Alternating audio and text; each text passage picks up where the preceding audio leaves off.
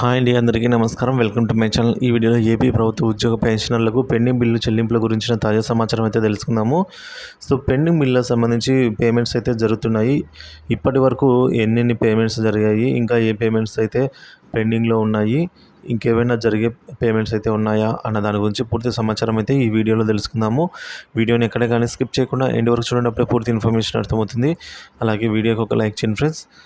ఈ విషయానికి వచ్చినట్లయితే పెన్షనర్లకు పెండింగ్ బిల్స్ అయితే జమ అవుతున్నాయి. సో ఏం బిల్స్ జమ అవుతున్నాయి అంటే పెన్షన్కు సంబంధించి ఏదైతే మెడికల్ రీఎంబర్స్మెంట్ బిల్స్ ఉంటాయో అవి అయితే జమ అవుతున్నాయండి. సో అదొకటి మనకు ఇప్పటివరకు అందిన తాజా సమాచారము. ఇక ఉపాధ్యాయులకు సంబంధించి medical reimbursement schedule scheme extended అయితే అయిందండి. మార్చి 31, 2025 వరకు కూడా మనకు మెడికల్ రీఎంబర్స్మెంట్ స్కీమ్ అనేది ఎక్స్టెండ్ చేశారు. సో అంతవరకు వ్యాలిడిటీ అయితే ఉంటుంది. ఇక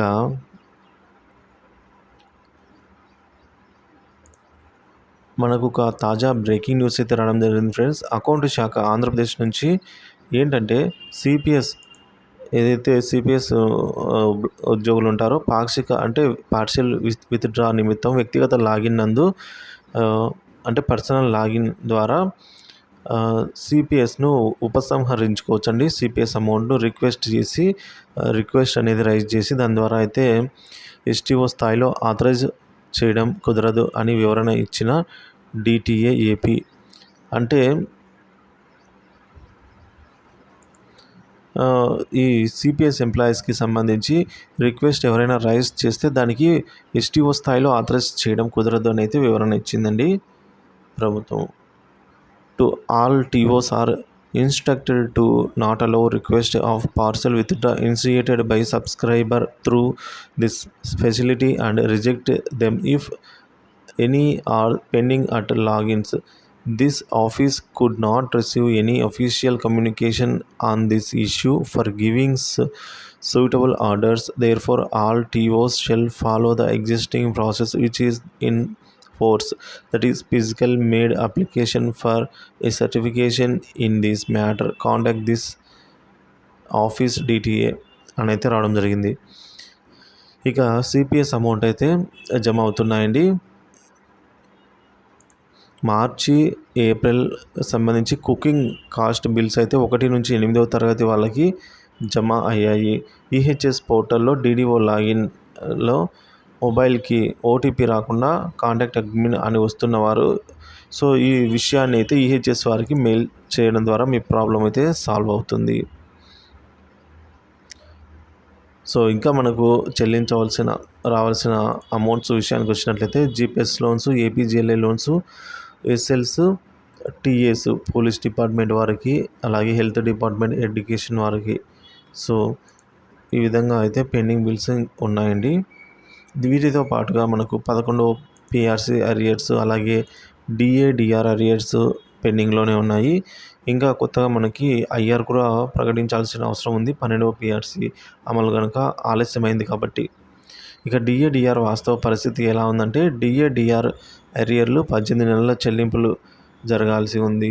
అది సెప్టెంబర్ 2023 మొదటి వాయిదా, డిసెంబర్ 2023లో రెండవ వాయిదా, మార్చి 2024లో మూడవ వాయిదా అరియర్స్ అయితే చెల్లించాలి. కానీ ఇంతవరకు ఏమీ చెల్లించలేదు. పిఆర్సీ బకాయిలు కూడా 4 భాగాల్లో చెల్లిస్తామని చెప్పారు. 2024లో 10%, 2025లో 20%, 2026లో 30%, 2027లో 40%గా ఈ విధంగా చెల్లింపులు చేయాలని ప్రభుత్వం నిర్ణయించినా కూడా ఇంతవరకు మొదటి క్వార్టర్కి సంబంధించి 10% అయితే ఇంకా పేమెంట్ జరగలేదండి. 11వ పిఆర్సీ అరియర్స్.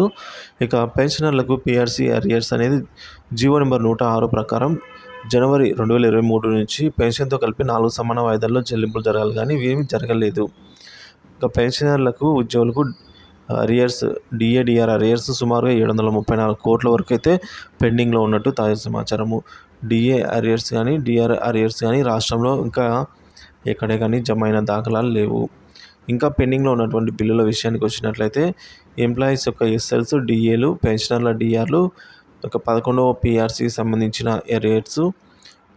సో ఇక జిఐఎస్,